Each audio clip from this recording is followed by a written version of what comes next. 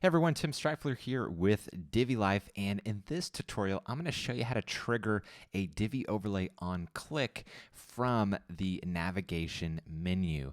And so we have other tutorials that show you how to add trigger Divi overlays from click from button modules and blurb modules and any section, row, or module within Divi. And then we also showed you how to trigger an overlay from a text link. So definitely go back and look at those tutorials if that's what you need to do.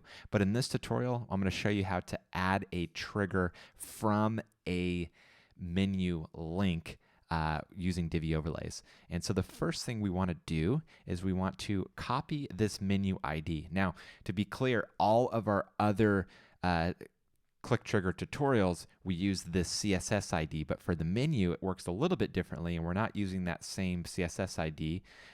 So just to be clear about that, you want to copy this menu ID. When you're triggering from a WordPress menu, this is the only time that you use this menu ID. So make sure you have this copied to your clipboard, and then head on over to the menus section under appearances or appearance menus.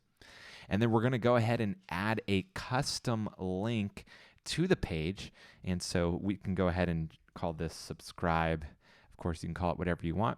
And then for the URL, you want to add a hashtag or number sign, also known as a pound sign, and then any text on there. And so you want to make sure that you have something like this in there. So you need the hashtag and then some sort of text, and then click add to menu.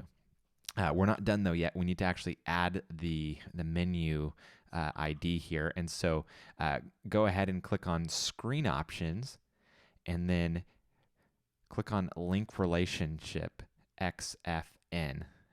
And so make sure you enable that there, and then close screen options. Now you'll see there's a new box here, and that is where we paste the menu ID. And so that is added from Divi Overlays there, and click Save Menu. And that's all we have to do. Now I'm going to go ahead and refresh the page here.